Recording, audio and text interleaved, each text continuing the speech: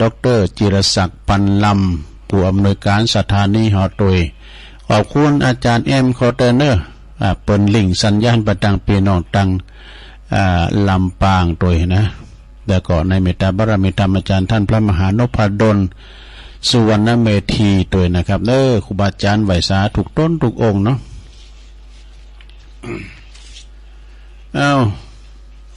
วันนี้มาปบมาป้ากันก็ตัวลุงก็จะน้อมนำเอาภาคแรกนี่ก็จะมีธรรมบรรยายเด้อภาคที่สองนี่จะเตดมรดกธรรมเริงหยังนกสองโหบัจจัยหงสองโหนี่หงสองโหนี่เป็นจะใดหงสองโหในตัวเดียวกันนี่สุดท้ายก็แป้ลุมปากเนาะอุตภัยภัยจากลุมปากแยกกันได้วะเปิ่นเป็นมือที่สามปากที่สามไปจุไปสูดเป็นพิษพ้องมองใจกันกระเดียวถ้าฟังทรงที่สองเนาะหงสองโหเป็นจะใดอันนี้เป็นธรรมบรรยายได้รับเมตตาจากแม่ลัดดานะพรหมจากแก้วบานปากตั้งเจริญเปิ่นถวายไหว้ภายภาคหน้าแล้วก็ตานไปหาญาติพี่น้องที่ลงลับไปนะอยู่คือเขาเสียได้ญาติโยมดาลายตายเหือเปิ้นคิดถึงนี่เป็นธรรมบรรยายสำนวนปฏิภาณโวหารอันนี้เปิ้นว่าเทศบรรยายสำนวนพื้นเมืองนะสงวนลิขสิทธิ์ผูกละ20 บาทของแม่ลัดดาพรหมจักแก้วก่อนอื่นก็ตั้งนะโมให้3จุบก่อนเด้อสะท่าเหมือนเฮาเตะเตะนี่ก็เขาก็เตะเตะเนี่ยนะสะท่าเตะเตะเตะเนี่ยน่ะเป็นธรรมเตะโลก่อนใกล้ในธรรมออกมา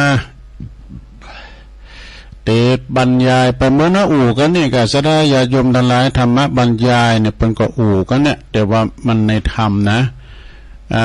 ตั้งนะโมก่อนนะโมตัสสะภะคะวะโตอะระหะโตสัมมาสัมพุทธัสสะนะโมตัสสะภะคะวะโตอะระหะโตสัมมาสัมพุทธัสสะนะโมตัสสะภะคะวะโต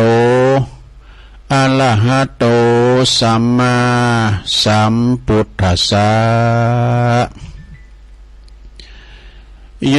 ปมัตตายถามัตตาติ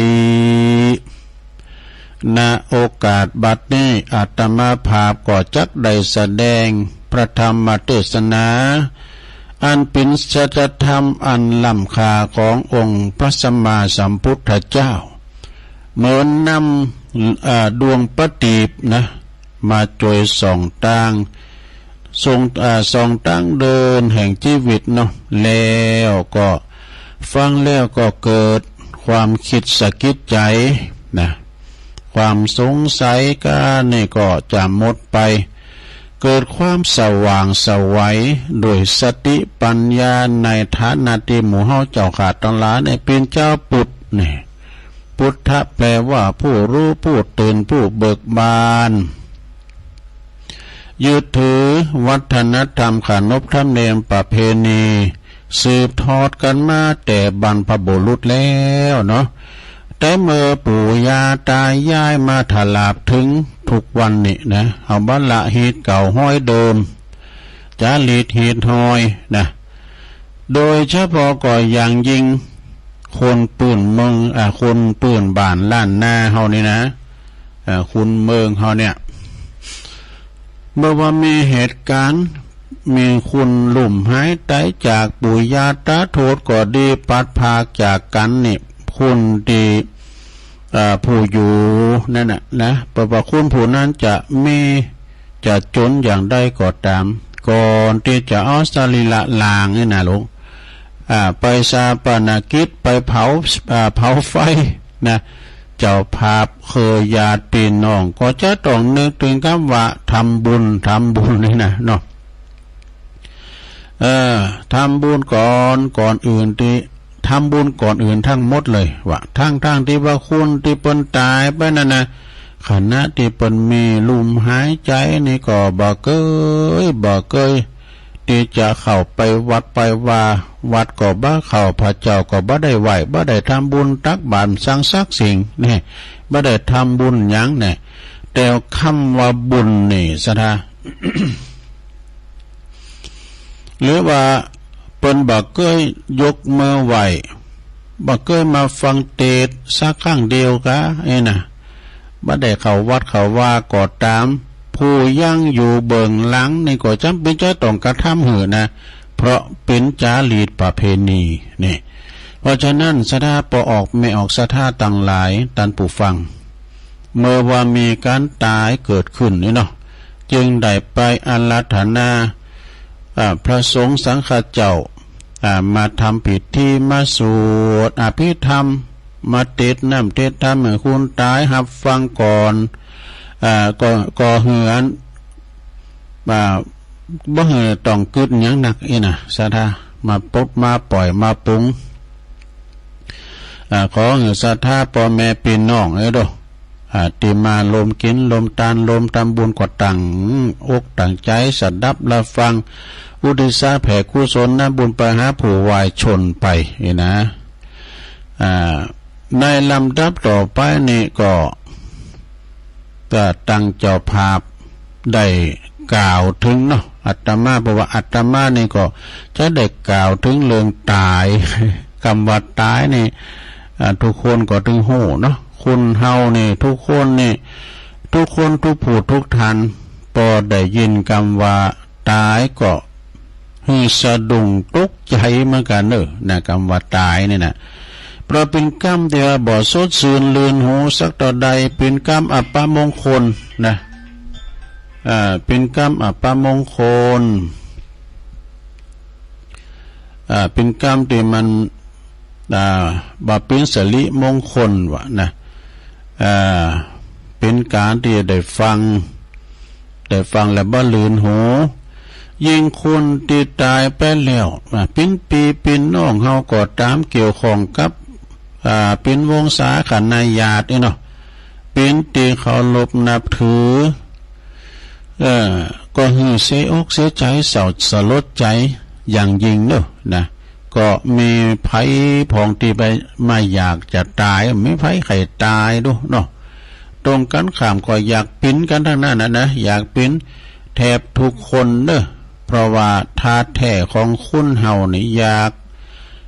กกันอยู่แล้วดอกนะอยากเป็นเจ้าอยากเป็นนายอยากเป็นผู้มีเกียรติมีจือมีเสียงอยากให้คนอื่นเนี่ยยกย่องสรรเสริญเยินยอนะอยากเด่นอยากดังอยากไปนั่งหรือว่าพ้องก็อยากเป็นมหาเศรษฐีไม่เข้าของเงินคำสัมปติอยากถูกหวยรวยแชร์บางคนในปวดก็อยากใฝ่ฝันอย่างเลิศเลิศอยากให้ไปเกิดเป็นเทวดาเป็นเทวบุตรเทวดาบุญสวรรค์บุญก็มีนะก็จะปรารถนาอย่างใดก็ตามนะเป็นว่าขอให้ท่านสาธุชนติดตามเรื่องตายจะได้ก็มีจะได้มีคุณหักนะเพราะว่าไปตามลำดับไปกรรมว่าตายสดาญาโยมมีความหมายกว้างขวางพอสมควรเนอะสรุปพอได้ใจความก็นึกถึงสิ่งที่ไล่วิญญาณไปแล้วนี่เป็นศพไปแล้วความจริงนี่คุณเฮาก็กินสากเหมือนกันนะสากศพนะสดาศพที่เป็นสัตว์ได้ละชาเนี่ยเนาะที่บนตายเขาก็ว่าศพว่าศพได้อย่างแมงโง่โตควายก็ตามเด้อเปิ้นขาเปิ้นแตงเปิ้นฟันป่าจิ้นป่าเนื้อมาก็ซากเหมือนกันนะซากศพเหมือนกันนะมันสิ้นลมหายใจไปแล้วแต่เปิ้นวามได้นะมันก็ว่าโอ้ตกปุนกันเนี่ยตกปุนกันสิ้นลมหายใจหมดลมหายใจก็บ่ฮู้สึกละเนาะศรัทธาอย่างคุณเฮาเนี่ยบ่ฮู้สึกว่าเอาจะเจ็บจะปวดโดยความจริงแล้วนี่เปิ้นว่าทางพระพุทธศาสนาเปิ้นว่า มนุษย์คนเฮาเนี่ยถึงจะมีลมหายใจอยู่ก็ตามก็จือว่าตายไปเหมือนกันว่ะนะเพราะว่าอายุวัยแห่งการเปลี่ยนแปลงไปตามกาลเวลานะจากละอ่อนน้อยนี่นะละปิ่นย่องบอกว่าน้อยมันไปหุ่มสังนี่นะละอ่อนเนี่ยอันเดียวกันนอนอยู่อยู่เป้อยู่เบาะตัวแดงตายจากเป็นเด็กทารกก็มาเป็นเด็กโตนี่ตายจากเด็ก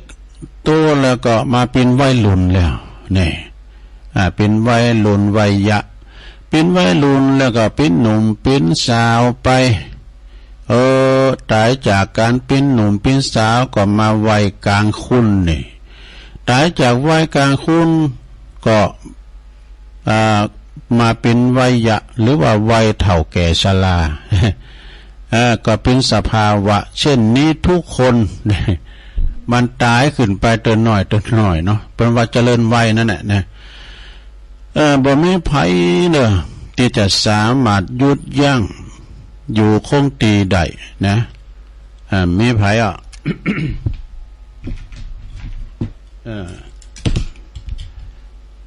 บ่มีไผยัดหยุดยั้งอยู่คงตีได้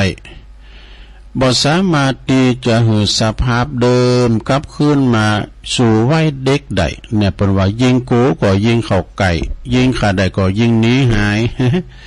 ยิงกูก็มาติ๊กๆอ่ะนะเป็นว่าแล้วก็วัยหนุ่มวัยสาวดังบาลีเป็นเก่ารับรองไว้ว่าอัจจยันติกาลาอันตรายิตอันตรัญญันตินะลัตติโยวาโยคุณาอนุปุพังชะหันติเนี่ยเป็นบาลีเป็นแปลว่าวันเดือนวันคืนยอมลงไปกาลเวลายอมผ่านไปชีวิตยอมมันละเพราะว่ายอมดับไปตัวหน่อยจะละลำไปตัวหน่อยเพิ่นก็ว่าพอออกไปออกศรัทธาอุบาสกอุบาสิกาทั้งหลายคงเข้าใจว่าแห่งความเป็นจริงของสัจธรรมเป็นว่าเป็นความจริงของสัจธรรมก็มีข้อสงสัยบ่มีข้อสงสัยแม้แต่น้อยอวัยวะของเฮานี่นะเช่นผิวหนังก็ดีที่เคยเต่งตึงพุดผ่องปิ่นย่องใหญ่หน้าหักหน้าทนุถนอมก็กลับกลายเป็นเหี่ยวย่นไปนี่ไปตามสัจธรรมก็เหี่ยวย่นไปหย่อนย่านตกกระนี่ผมที่เคยดกดำงดงามนะเมื่อยามหนุ่มยามสาวก็กลายเป็นสีขาวเหมือนดอกเหล้าเนี่ยมันก็ขาวโพลนไปงอกไปน่ะถึงจะเอาสีอ้อมย้ำไม่ยอมมันก็เป็นเพ่งพลางตาโจขังโจขาวเต่าอันนั้นก็บ่สามารถที่จะฝ่าฝืนสังขารไปได้ตาที่เคยหันถี่หันชัดเจนนะก็กลายเป็นเคยหันถี่หันชัดเจนสว่างสวัยก็ฝ่าโมมืดโมไปฝ่าฟางไปแต่ก่อนนี่แสหูขิมนี่ต้องใส่แว่นนะไอ้เนาะเดี๋ยวนี้อย่างตัวลุงกำได้ใส่แว่นนี่อ่านธรรมบ่ได้อ่านหนังสือบ่ได้โลกมันก็ต้องใส่แว่นขยายเนาะต้องใส่แว่นขยายสายตาหูที่เคยดังได้ยินเสียงดังฟังชัดนะกับมันตึงลึงโหนกไปหมดปัญญาที่จะอ่อนวอนสิ่งศักดิ์สิทธิ์หือสินบนเพื่อว่าทวงกรรมสิทธิ์เอาของเก่าเฮาของคืนมาเหมือนเดิมมาตึงบ่ได้นะฉะนั้นสิ่งที่มันจากไปนี่เปิ้นว่าสิ่งนั้นก็ชื่อว่าตายไปตัวหน่อยเนี่ยแต่กันเนาะเพราะว่าอย่าว่าแต่สรีระร่างกายเลยคนเฮาเนี่ยที่มีชีวิตจิตใจอยู่การทำความชั่วช้าประมาทขาดสตินี่พระพุทธองค์ปนก็ทรงตรัสไว้เป็นบาลี รับรองไว้ว่าเยปมัตตายถามัตตาบุคคลใดก็ตามเน้ออยู่โดยความประมาทจือว่าตายทั้งเป็นนี่เช่นมีคนบางจำโพเกิดมาโลมสังคมโลกมีลมหายใจอยู่แต่มีคนโลมสังคมปากันชิงชังลังเกียจขยะขยแยงจือเสียงเหม็นคลุ้งกระจายไปทั่วนะแบบนี้เป็นเรียกว่าตายทั้งเป็นตายตึงเป็นว่าเป็นคุณเอาลัดเอาเปรียบสังคมชอสนคนโกงเนี่ยข่มเหงเต็งเต็กเบียดเบียนหลงอำนาจบาดใหญ่ขดในคองอนในกระดูกทุบตีจีป่นดูมีหมดอ่ะทุจริตพิษสินพิษธรรมทุกชนิดใจเป็นบาปเนี่ยปากเป็นธรรมใจดำเหมือนหมิ่นหมออย่างเงี้ยเนาะนะหรือว่าสมัยนี้เพราะว่าคนประเภทโง่งมจมอยู่กับยาของบัดดี้ของพิษกฎหมายต่างๆลำลอยอยู่บนกองตุกของตนมนุษย์เดียวกันนำความเดือดร้อนเนาะเดือดร้อนใจวุ่นวายมาสู่สุจริตชนคนดีอย่างหมู่เฮาต่างหลายเนี่ยศรัทธาเนาะมีประวัติชั่วร้ายโหดเหี้ยมไผได้ยินก็ได้ฟังก็คลื่นแปลว่าคลื่นคร่ำเหม็นกระจรไปทั่วมุมเมืองเนี่ยแปลว่าบ่อยากอยู่ไกลนะบ่พึ่งปรารถนาปากันเบียดเบียนปากันเบียบนหน้านี้ว่าดุดได้กลิ่นของสากศพฉันนั่นคนบดีนะอยู่ไหนเป็นคุณพานหรอกนะดังที่กล่าวมาเนาะมีคำภาษิตโบราณบ้านเฮาบทหนึ่งแปลว่าวินหมาหือปอศอกวินวอกหือปอวาถ้าวินคุณพานคุณปาลาในหือนี้ไกลแสนโยดทรชนคนชั่วอยู่แห่งหนต่ำบุญไหนสุจริตชนคนดีๆอย่างก็บ่เป็นอันทำมาหากินเนอะบ่มีความสุขยามแม่วายามพักผ่อนนอนหลับก็หวาดผวาภาพชั่วเนี่ยภาพชั่วร้ายคอยหลอกหลอนลบกวนประสาทเหมือนผีหลอกหลอนบุคคลประเภทนี้ถ้าเขาได้รับเคราะห์กรรมลำบากวินาศหายเนี่ยปินตายหาสูญเมื่อใดมีแต่คุณจะดีใจตบมือโมทนาสาธุยินดีปรีดากันนี่วะดูคนบาดีปนตายนะควรจะสาธุกันวะแล้วก็โกฟื้นคืนมาเบียดเบียนข่มเหงคนอื่นเดือดร้อนแถมเนี่ยก็เลยจืนสู่กันเนี่ยแต่ว่าคนชั่วตายก็เหมือนความยินดีสาบแช่งนะสาบแช่งแผ่นดินก็จะได้สูงขึ้นมาดังจะได้ยกเป็นอุทาหรณ์สอนใจนะกับสาธุชนได้ฟังต่อไปเมื่อนนานมาแล้วเนาะมีพญาเจ้าเมืองครองเมืองแต่ใจมันอำมหิตว่าปกครองประชาภัยลาดไล่เมตตาธรรมใดจำใดใจอำนาจข่มเหงลี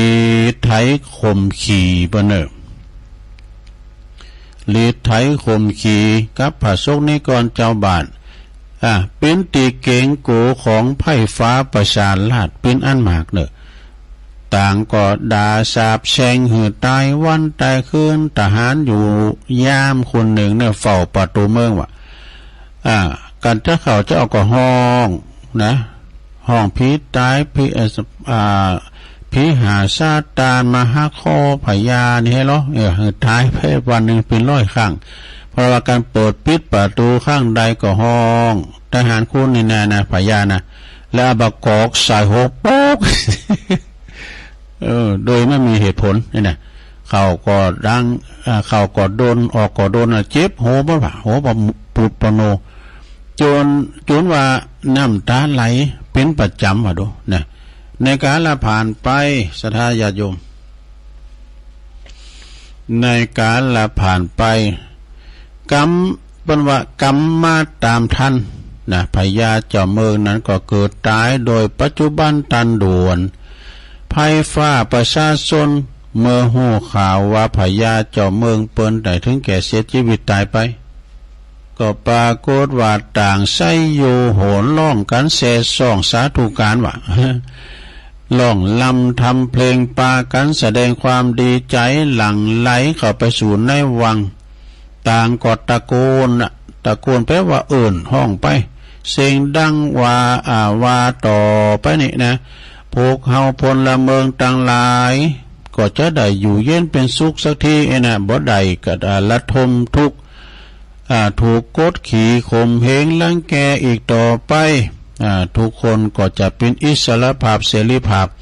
เท่าเทียมกันแล้วหมดเนอไซโยอีกอะ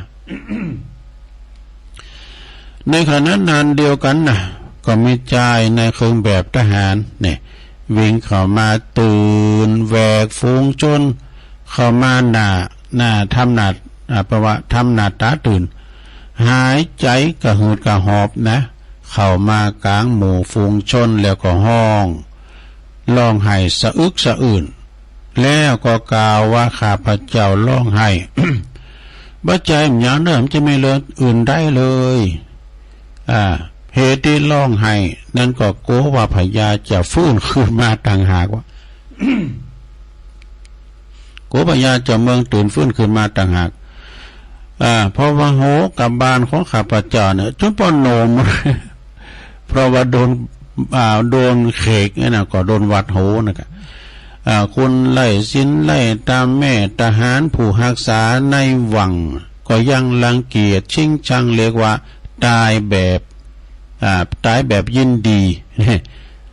บ่มีไผเสียได้อาลัยมีกำพังเพยบั่นเฮาบทหนึ่งเป็นว่าอยู่เขาเสียได้ตายเขากึดถึงเพราะว่าผู้ตายเนี่ยมีคุณงามความดีมีประโยชน์เป็นตีปะตีปึงของสังคมเป็นผู้ที่เสียสละอบอ้อมอารีใจบุญสุนทานเป็นตีเขาลบหักนับถือของวงศาคณาญาติและก็บุคคลทั่วไปนะเมื่อแตกตาเมื่อแตกกายสลายหลังทำลายขันลงไปแล้วต่างก็อาลัยเศร้าโศกเสียใจเนอะต่างพร่ำพันลานาถึงคุณงามความดีบ่เหิดหายใช้ได้เนาะโอ้ยน่ะเปิ้นอยู่ก็เป็นเกี่ยวเป็นกุลเขาวัดเขาว่าบริจาคเทตานนำกินน้ำตาลโอ้ยดีแต่เตี่ยปนนั้นเขานี่น่ะน่ะเนาะพร้อมกับอุทิศบุญกุศลส่งดวงวิญญาณของเปิ้นไปสู่สุคติเนอเนาะอันนี้คือคนดีที่เป็นตายเป็นเรียกว่าตายแต่ลางเนอะแต่บัดตายไปด้วยนะแต่ร่างกายแต่อันจิตใจบัดตายไปด้วยเนาะ บาลีธรรมบทหนึ่งแปลว่ารูปังชิรติมัจจานังนามโคตตังนชิรตินี่รูปร่างกายยอมย่อยหยับไปส่วนว่าจือเสงโคตตระกูลหาศูนย์ไปได้ไหม ก็คือหมายความว่าคุณเฮานี่เหลือไว้แต่คุณงามความดีตายเป็นผีหนีเป็นเปิ่นไปแล้วไปมียังจะติดตามเฮาไปมีแต่คุณงามความดีมีกลอนแถมบทหนึ่งเป็นว่าอันชีวิตคนเราก็เท่านี้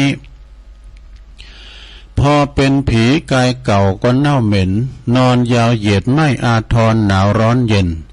ถูกจับเข็นใส่ไฟไหม้ลุกรวมลันเมื่อยามมามือเปล่ามาเท่าไรเมื่อยามไปมือเปล่าไปเท่านั้นมีอะไรเพียงนิดตามติดพลันทุกสิ่งอันเลิกเกี่ยวไปเดียวดายเนี่ยเหลือแต่เท่ากองกระดูกให้ลูกหลานชื่อแท้จานจำจดกำหนดหมาย เพียงดีชั่วเท่านั้นนับพันกายแม้นชีพวายติดตามเห็นดังเช่นเงา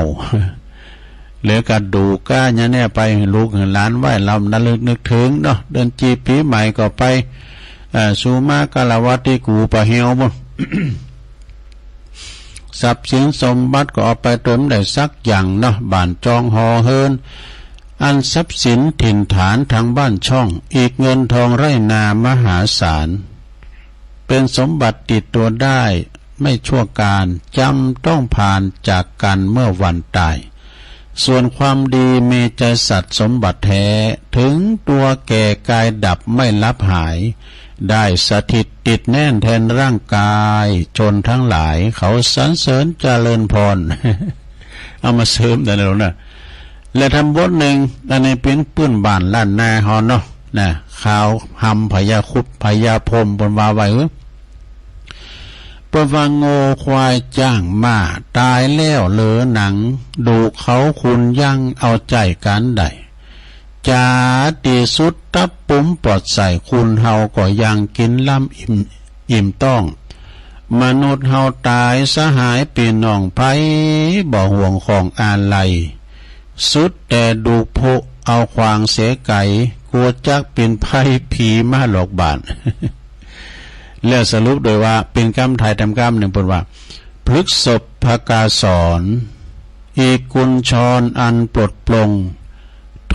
ทนเสน่งคงสำคัญหมายในกายมีนรชาติวางวายมะลายสิ้นทั้งอินทรีย์สถิตทั่วแต่ชั่วดีประดับไว้ในโลกาตุลุงได้แสดงพระธรรมเทศนามาก็พอสมควรแก่กาลเวลานะก็จะขอสมมุติยุติลงพงไว้เพียงเท่านี้เอวังก็มีด้วยประกาศนี้สาธุสาธุสาธุจบลงไปแล้วลงเอ้ยนะพระธรรมเทศนาเลื่องสังอยู่เปิ้นเสได้ตายเปิ้นคิดถึงอีนะศรัทธาญาติโยมเนาะเนี่ยเปิ้นก็บอกว่าเฮาอยู่เป็นคุณเนี่ยจะไปลืมอย่าลืมได้นะเพราะว่าต้องทุกวันต่างจิตต่างใจวางเนาะวางเป็นสมาธิแปลว่าความตั้งใจมั่นเนี่ยก่อนรับก่อนนอนก่อนท้องก่อกราบพระพุทธเจ้าว่าพุทธังสรณังคัจฉามิเนี่ยธรรมังพระธรรมก็ธรรมังสรณังคัจฉามิสังพระสงฆ์ก็สังฆังสรณังคัจฉามิเนี่ยก่อนรับก่อนนอนกึดถึงบุญกินบุญทานซะนะสิ่งใดๆในโลกนี่ทำใจเป็นบุญเป็นกุศลกึดถึงความดีของเฮานะที่เฮาทำไว้ตื่นเช้าสายบ่ายเย็นก่อนรับก่อนนอนก็มันนึกถึงบุญกุศลใหญ่ๆที่เฮาเคยทำมาว่าข้าพระเจ้าหรือว่าลุงหรือว่าข่อย หรือว่าข้าเจ้ากับผมในนามสกุลนั้นเคยได้สร้างบุญทานอันยิ่งใหญ่มีอย่างพองหนึ่งเคยสร้างบุญกุศลได้โบสถ์พระเป็กตุเนอะจำนวน2 ตุน 3 ตุนนี่นะโทอานิสงส์อันยิ่งใหญ่เนอะได้เป็นเจ้าพาโบสถ์ตุเป็กพระนี่นะถ้าเป็นเน้นอานิสงส์ได้8 กัปกันเนอะถ้าเป็นตัวเจ้าได้16 กัปกันนะศรัทธาเนาะ อันนี้คือถึงว่าเขาเคยเป็นเจ้าพาโบสถ์เน้นเนี่ยจะออกเลขแห่งไข่พระเจ้าโบสถ์เน้นผักหลอนกันลงเนอะข้อที่2ข้าพเจ้าก็เคยสร้างพระประธานในโบสถ์ในวิหารในศาลาการประเลนหรือว่าโคงแก้วอารามนี่สร้างพระเจ้าเต้นใจอีน่ะเนาะพระเจ้าเต้นใจนี่องค์ใหญ่ด้วยองค์ใหญ่องค์หลวงก็เกิดถึงเนี่ยสร้างของที่เปิ้นไหวเปิ้นสาเปิ้นไหวเมื่อใดเฮาได้บุญมาเนอะนะข้อที่3หลวงเคยได้สร้างเสนาสนะวัดวาอารามต่างๆขุดน้ำบ่อก่อศาลาก็เคยลมไม้ลมมือมีหันเตยเปิ้นแปลงวัดใหม่เฮามีสัตตั้งประจวยเปิ้นบุกเปิ้นเบิกประจวยเปิ้นคุณดินคุณสังกวาดทรายได้ยากก็ได้บุญเนอะศรัทธาเนอะ เรียกว่าปฏิบัติบูชาเนาะ ได้บุญข้อที่สี่เพราะว่าข้าพเจ้าก็เกิดถวายกฐินโอ้เฮาได้ตอดกฐินได้ตอดผ้าป่าเนี่ยโตบุญใหญ่บุญโลงเด้อแต่ว่าซองกฐินมาไอ้น่ะซองผ้าป่ามันก็ได้หน้ากฐินแล้วเอาวาสาลงเด้อเราจะไปเบิดในการทำบุญเนี่ยเพิ่นแจกซองมาก็เอาเฮมันต้องไปจุ่มไปสามไปแซมเฮาได้ใส่ตู้ก็เป็นเรื่องของเฮาใส่บาท2 บาท5 บาท10 บาทเนาะอันนี้ก็จะเป็นบุญกฐินนะบุญแปลกบุญแปลก แต่กินแต่การงานบุญกฐินงานบุญผ้าป่าสร้างสาธารณประโยชน์นะสั่งวัดสั่งวาสั่งโคขำน้ำก็เนี่ยบุญหนักบุญหลายซื้อเป็นเจ้าภาพด้วยกันซื้อเครื่องไม้เครื่องมือแพทย์ก็ดีเนี่ยเต็งหงยากำชักเนี่ยนะแต่หมดข้อที่5ก็โลมปิ้นเจ้าภาพลงทานนี่ลงทานอาหารลงทานน้ำดื่มในสถานที่ต่างๆนี่นะและเลือกนึกถึงเอาเองนะครับพระเจ้าขอเบิกบุญมาสักหน่อยแล้วเนี่ยสัตว์ตั้งฝากธนาคารยังเบิกได้ขอเบิกบุญมาสักหน่อยบุญเหล่านี้นะมาช่วยเหลือปัจจัยทรัพย์สินบริวารให้สมความปรารถนาโดยเทินสาธุสาธุสาธุอันนี้พรรณนาถึงการกินการทานของเฮาน่ะลงเด้อเอาเกิดถึงเกิดถึงก่อนรับก่อนนอนโอ้วันนี้ย้อนพอละวันคำก่อนจะรับตานี่เฮาไปทำปุณประโยชน์หยังพองวันนี้เฮาทำดีทำดีปวดวันนี้เฮาไปเฮาได้ไปช่วยเปิ้นนะไปช่วยเปิ้นแป้งหั่นแป้งนี่ไปแป้งวัดแป้งว่าไปช่วยเปิ้นใส่ข้าวบาตรนี่นะอันนี้เกิดไปตังบุญเนาะปวดเพราะวันนี้เฮาไปลักอันนั้นประมาณไหน เฮาไปลักไก่ประมาณอันนี้ได้เนาะตักตังลายกอดปีวันใหม่เนอะจากมนทาทิพย์ไวสานะแม่ครูเกษณีนะแล้วก็ยงยุทธมณีวันนมัสการครับฟังจากบ่อแห้วจากลำปางเนาะแล้วก็เจริญแม่เดือนเพ็ญทิมหว่างน้องหานนำบ่อโลงฟังอยู่เนอเจ้าแม่ครูเพลินพิษทิพลึกจากบ้านแป้นตำบลบ้านแป้นอำเภอเมืองละปูนเนาะพุทธิธรรมคนเดิมรองเจ้าคณะอำเภอลีวัดแม่ตื่นไวสานะครับเนอแล้วก็คุณแม่ศิรินทิพย์บุญเลิศนะฟังจากกทมชัดเจนดีอยู่เนอคุณโยมคุณแม่การดาสีเนตรนะกับวิสาตุลงเจ้าฟังอยู่หางดงชัดเจนดีเจริญพรแม่เด้อโยมคุณโยมยุพินหอมอลาเป็นหน่อยฟังจากปุ้นแม่โยกปุ่นนะฟังจากแม่โยกเนาะชัดเจนดีคุณแม่จงดีเชื้อกันทานะอันนี้เป็นไล่กลุ่มเหมือนกันนะคุณแม่จงดีนี่เปิ้นไปท่องเที่ยวนะไปบ้านรูเหมือนกันเนาะ ไปสิงคโปร์แอร์ไลน์นะไปไหนก็ไปได้จะไปอันตีเปิ้นโฮบกัน อันนี้ก็เป็นอันตักตังลายเนาะศรัทธาญาติโยมทั้งหลายวันนี้ก็ได้มาตกมาเต้นเปิ้นก็จะลองเปิดสายศรัทธาได้โทรมาส่งแหลกต้องกระเดียวตัวลงก็ยอบอย่างแต่จะเตะทำมรดกทำเรื่องอย่างนก2 หัวหงส์2 หัวเดี๋ยวถ้าฟังเนาะเจริญพรครูเห็นว่าฟังอยู่นะเจ้าโอ้มึงฟังมึงมาแล้วเนาะมึงฟังแม่โบพัดเจ้าแล้วมาลุตุโลกทีนะเจ้าดีกันได้จงดีปิ๊กมาแล้วรอสมองปิ๊กมาแล้วกลับมาแล้วมาถึงสบายแล้วเจ้าดีกันใจจะลงแล้วโมทนาสาธุแม่โบพัดกุลันเนาะ0899555606นะศรัทธาก็โทรกันมาแจ้งผลการรับฟังกำลังใจกันนี่ก็เชิญกันได้เด้อโทรมาหาว่าภัยท่มเจ้าติดนี่นะก็โทรมาชงเนี่ยนะสายมันห่างดิเพราะว่า ตอนเจ้าในสายมันถี่อ่ะนะเขาก็โทรมาตอนเนี้ยวันพุธเจ้าตุลุงก็มีกิจกรรมยกวัดมาบานอยู่เนอะนะไหวพระหาบเสียงจับทรงบดีวันนี้วันโกนวันพุธนี่ก็เป็นวันพระเนอะวันพระใหญ่นะเป็นวันเดือน12จะดับแล้วพระจัดด้านสูงใต้นะสูงใต้ปออุ้ยแม่อุ้ยขึ้นบนสวรรค์ก็เจอแค่ไหนเจริญปอนเอาไว้สักเจ้าทำงานยมแม่กลางอยู่เนื้อเมืองตางอ๋อแม่จันสีเนาะเจ้าสุขาชัดเจนดีอยู่เจ้าแจงหัวลินชัดเจนดีเนาะแม่เนาะเจ้าชัดเจนดีเจ้าไว้ตาเจ้าเจริญปอนสาธุตันลำปางเราฟังอยู่ก่อโทรกันเข้ามาเจริญปอน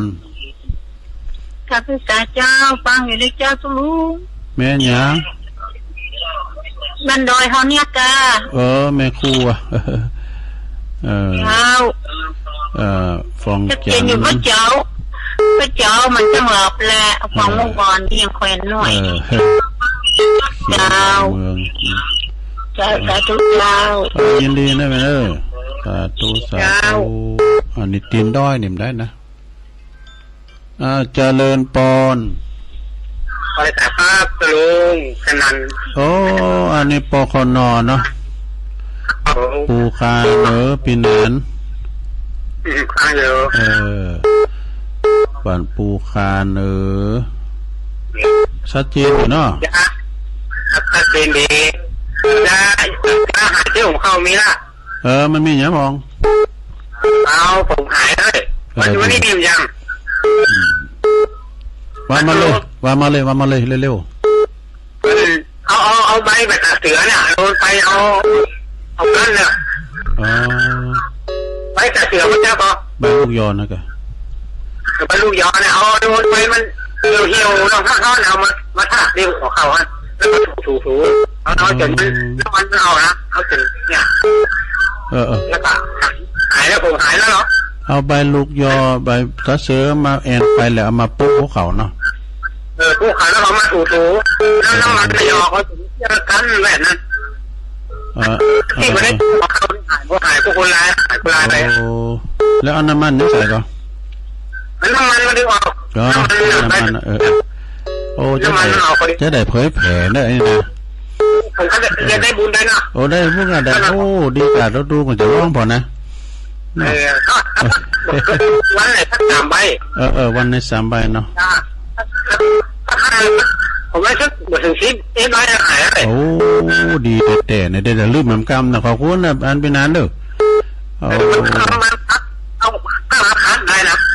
หายเลยถ้าไม่ได้จอนะถ้าจอนี่แบบท่าเนี่ยไม่ได้จอนี่มันตาเนาะเดี๋ยวจอนี่เป็นยังแต่เดี๋ยวจอมันตาเราก็ได้ข้อแล้วเขาผ่าไปเลยอุ่นๆแล้วก็เนี้ยโอ้ยนั่นเลยนะอันนี้เป็นความหูเด้อ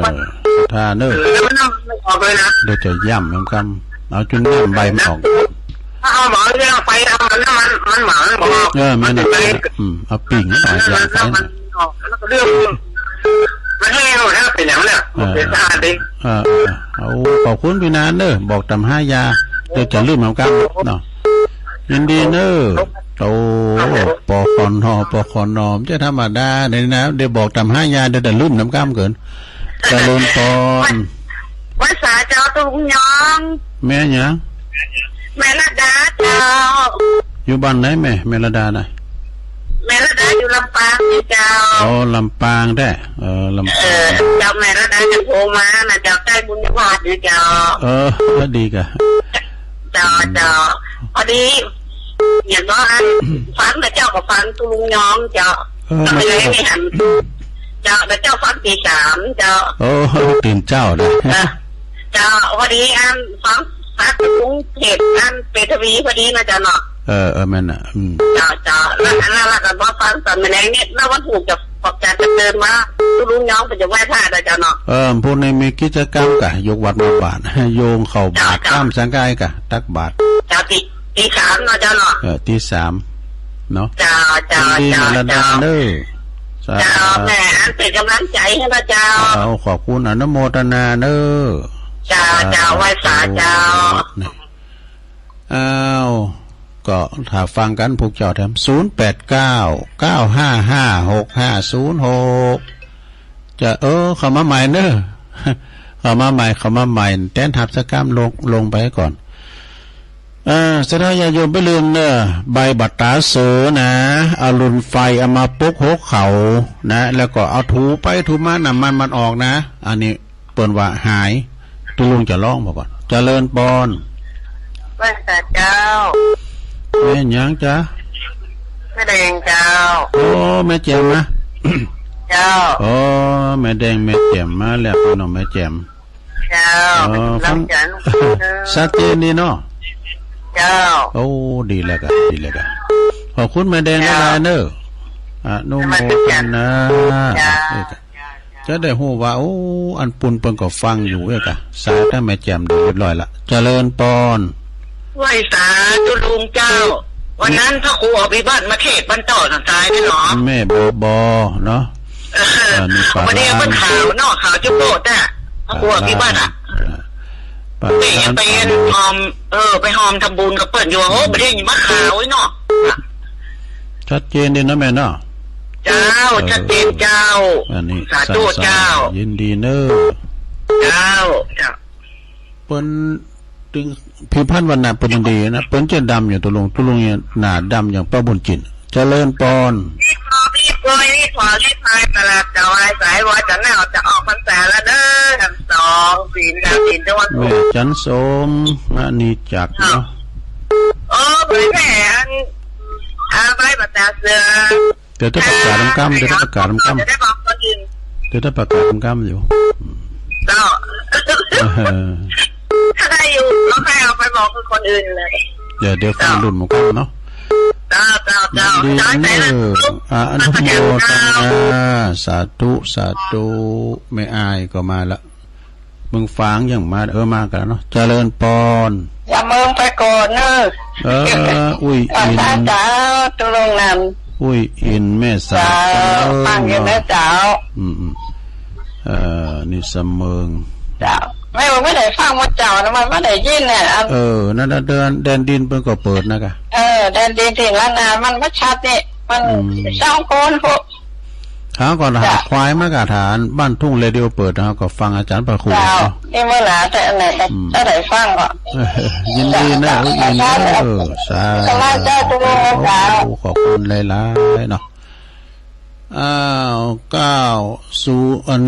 109เจริญปอนเดี๋ยวแม่สุธาระเจ้าวันได้ตำรายาหัวเข่าอีกจะร้องพอนะลองไปดับ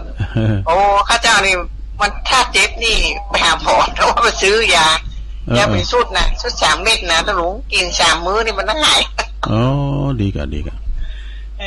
ไปปัญหาเพื่อผมบอกว่าหยุดอีนะก่อนนั้นตะลุงกินยาสมาร์กินยาสุนตีนมันกินแล้วนะโตหายได้กะเอาก่อนมันมีของปลอมนากินหูเลยเฮ้ยเลยย่างเนี่ยอันใดมันดีล่ะมันจะมีของปลอมขึ้นมานะอันนี้เป็น70 บาทเพราะผมได้หลายมื้ออยู่หรอกดีกะจุดนั่นนะชัดเจนเลยเนาะแม่เจ้าชัดเจนยินดีเนอะเป็นนักษาเนอะสาธุเอาให้แต่อีกก่อนเนาะ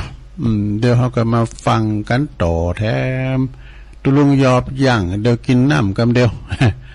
ยวก็จะมาเล่ามาเตดทำเริงหง2 หัวเป็นลำดับต่อไปเนอะเจริญปอนโยมเนอะ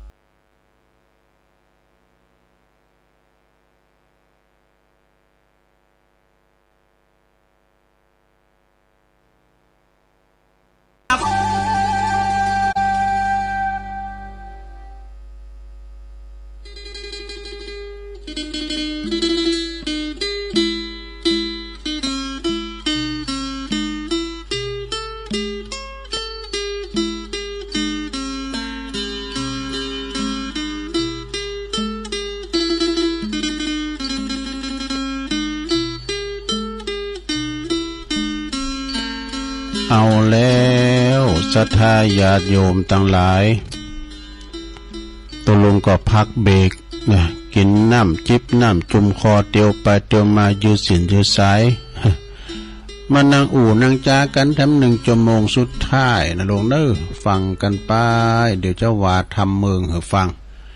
ทำมรดกทำนะผูกเดียวจบหง2 โหก็เป็นปริศนาธรรมนะลุงเด้อเป็นปริศนาธรรมหง2 โหนี่นะมันจะเป็นจะได้ก็เดี๋ยวก็ติดตามฟังขณะนี้ท่านทั้งหลายกำลังหับฟังรายการสารธรรมยามแลงวันศุกร์ซึ่งตามปกติก็เป็นรายการของอาจารย์พระครูอภิวัฒนาวิกรมผู้อำนวยการคืนสีขาวเฮาเนาะเจ้าวัดปากทางเจริญวันนี้เปิ้นบ่สะดวกจัดเน้อติดศาสนกิจก็เลยมอบหมายถวายเวลาหืดลงมานั่งนั่งจากันนะไปเฝ้ากายเสียงก็เถอะเนอะเสียงยองก็มีตุ้นเดียวอนุรักษ์ภาษาแล้วมามาจากับศรัทธาญาติโยมวันพุธนี่จะเป็นวันศีลแล้วเนอะหลวงเนอะเราก็จะไปทำบุญสูงใต้นะวันพุธในวันที่14แล้วก็เป็นวันเดินดับโดยเตียงคืนวันพุธเนอะประตูหมอนหกพญายมพ่อบ้านเพื่อจะปิดประตูหมอนหกแล้วพญารมทำบุญตานสูงใต้ปออุ้ยแม่หมอนเฮาเปิ้นจะไปส่งดวงวิญญาณขึ้นสงสวรรค์น่ะไปตานขันเขาขันน้ำวันพุธก็เชิญกันได้นะศรัทธาญาติโยมทั้งหลายพุธนี้เป็นวันศีลใหญ่ศีลหลวงตุเจ้าพันในทุกพระสงฆ์องค์เจ้าเปิ้นก็จะไปลงโบสถ์ฟังสวดปฏิโมกข์กันเนาะก็ปากันไปวัดไปว่าเนาะศรัทธาญาติโยมทั้งหลายเอาละเปิดบ้างเป็นการเสียเวลาต่างทำไว้แล้วเนอทำนกหง2 โหเป็นจะได้ฟังกันเนอสรุปฟังกำบุญเนาะต่างนะโมก่อนเนอ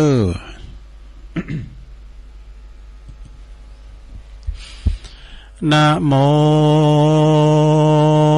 ตัสสะภะคะวะโตอะระหะโตสัมมาสัมพุทธัสสะอิมังธัมมะเทสานังสัทธาเจตวันเน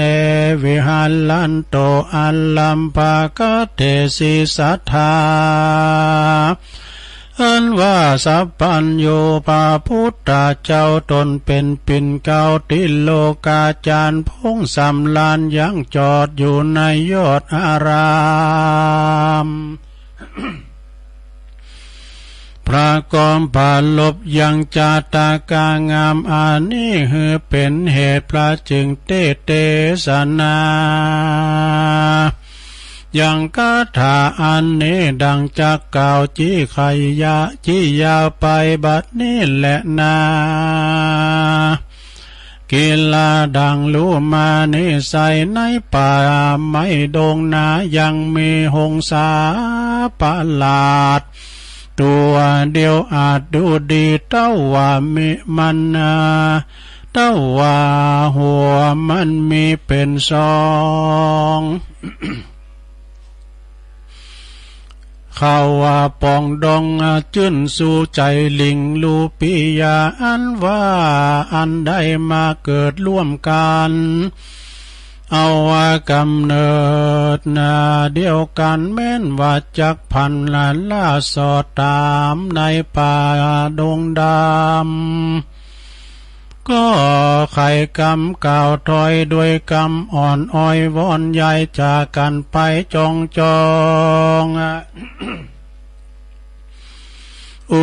แม่นจ้องกองดีสามัคคีกันบ่ขาดบ่ประมาทวันยาม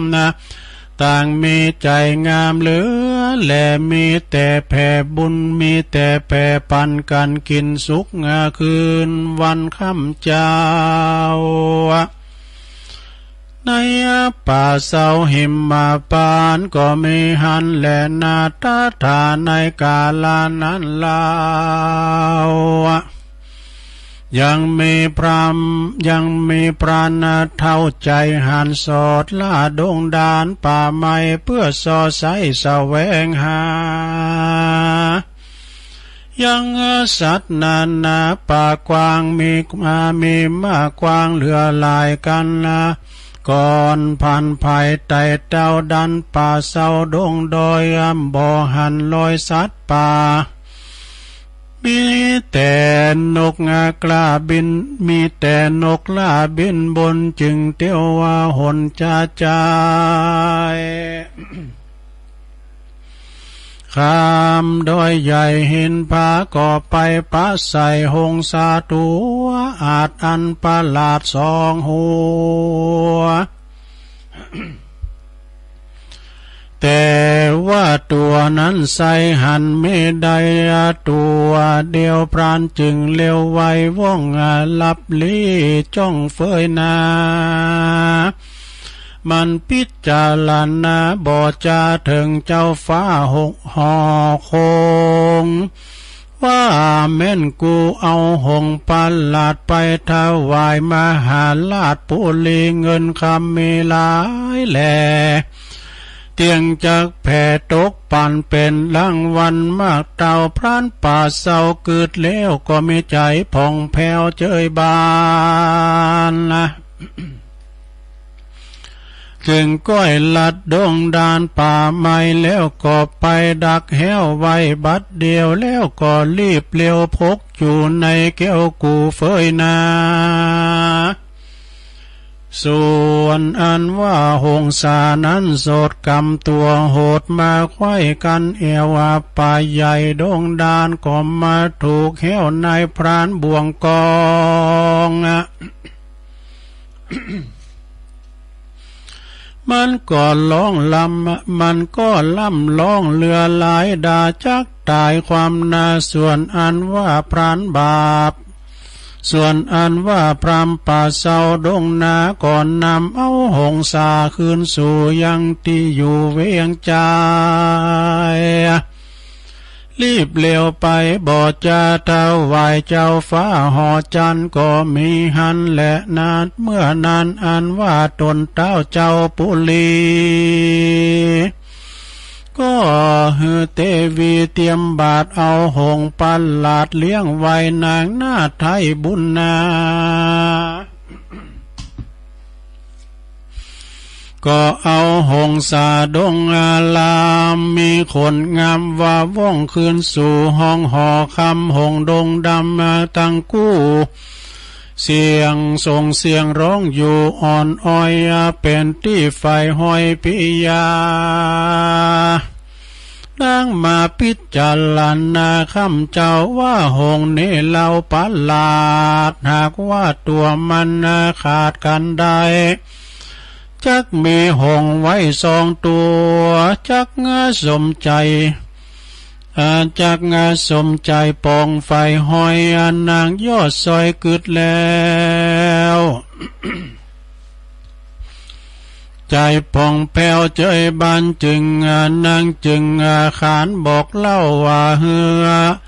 ผัวเจ้าตำเมเจ้าปุลีทีล่าจึงเรียกอามาตย์มาหาแล้วก็ใครจากล่าวจีรู้ที่ตามลายว่านางว่าคนยิ่งใจมวลหมู่ไผ่มีพายาอยู่ซับเสียวเหือนกตัวเดียววันนี้ใส่แยกกันได้ดีลีเป็นสองตัวเมดูอาจบ่ฮือมันขาดใจตายเงินคำลายเหลือแหลจักจื่นแผ่ตกปันเป็นรางวัลบ่จะอามัดกล้าเตรียมใจก็จะไขโอกาสว่าคาแด่มหาราชเป็นเจ้ากรรมอันกรรมบอกเล่าขี่ยาข้านี่นาอาสาอ่านกันว่าจะเมียนขาดก็นำเอาหงประหลาดคืนสู่ยังที่อยู่แห่งตนก็มีวันนั้นแหละนาตาโตปัฏฐายาทัดลำดับทัดแต่นั้นไปนา บ่เนิ่นจะ7 วันอามาใจตันมากเต้าวันลับย้อนลับกรรมเจ้าห่อคงว่าจักหง2 หัวเป็น2 ตัวนั้นใจกึดบอดได้ใจตันหากจักฟันผ่าแย่กันหงแตกตายไปเต้าห่อใจหยดโยดเตียงเอาโต้เถิงตายอามาดเกิดไหลค่ำเจ้ายินโศกเศร้ามองผ่านก็บ่กินอาหารข้าวน้ำยามนอนซ้ำเกิดลอดดาจากมวยมอดหมอละนากึดไปกึดมาลอดไข่ถึงกำแต่ไทยเดิมอ่อนละ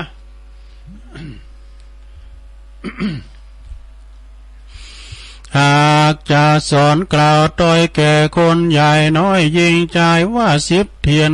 ผ้าลายนั้นเล่ายังบ่เต้าคมขวานแต่กรรมขานคนนั้นคนกว่าคมกว่าอันลายปุ่นแม่นเป็นขุนอยู่ฟ้าก่อยังได้ตำจ้าเครื่องกาย้อนกำจาเป็นเหตุใดถึงเขตวำวาย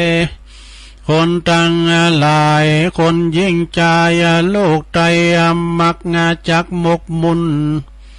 จักงามมุนไม่เครื่องขี่จักมนไม่เครื่องขี่ลือได้สวัสดีชื่นจอยก่อย้อนกำถอยไข่จะขายหลายวันไปล่วงแล้วอามาดแก้วคนหานก็แซงไปขานกล่าวฮือหงรู้เป็นนาทีว่าหงตัวหนึ่งมีชั้นลาดโหกล่าวถอยวาดขี่ยายามตัวหนึ่งลับตานอนจอดใครฮือกู้มันมวยมอดเป็นผีอาหารดีหลายหลากจักเข้าปากตัวกู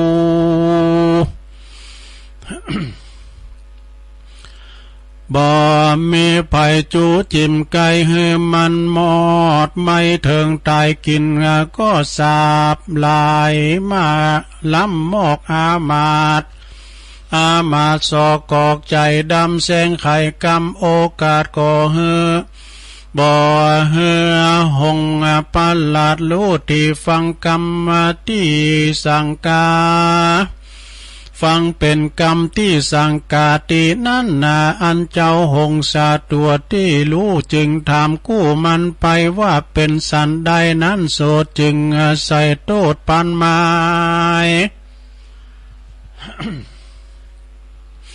ว่าใครฮือคาตายความนากลิ่นของข้าก็ว่าเม่นงาสั่งเครื่องเข็นดังอีสับปาลีไปมาคานี่นาเครื่องขี่กำบ่อดีแปลงใส่กำบ่อใหญ่แปลงเอาสั่งกวางเมาปั่นบาเฮือตัวข้าใครฮือตัวข้าเป็นพีหงดงลีตังกู้เกยได้อยู่ร่วมกันมีแต่ปันมีแต่ปันโยยื่นด้วยใจชื่นเจยบานยินกำขานสนสอบ่กึดต่อยาวไปบ่สืบสาวหาเก้าฟังกำสุยเป้าปูอามาดก็เป็นอาฆาตกันไปต่างก็ไข่กำกายหยาปากก็กาบตื้นกันไปมาเสียงเนืองนั้นมีกองดังไปถึงห้องแดนไก่หงดงไพรนั้นใสก็มาแยกจากกันได้เป็นสองเกยร่วมมาปองละคอดเกยนอนกอดแอมกันเกยนอนกอดแอมข้างก็มาห่างล้างไกลกาเลยได้โศกาตามกอ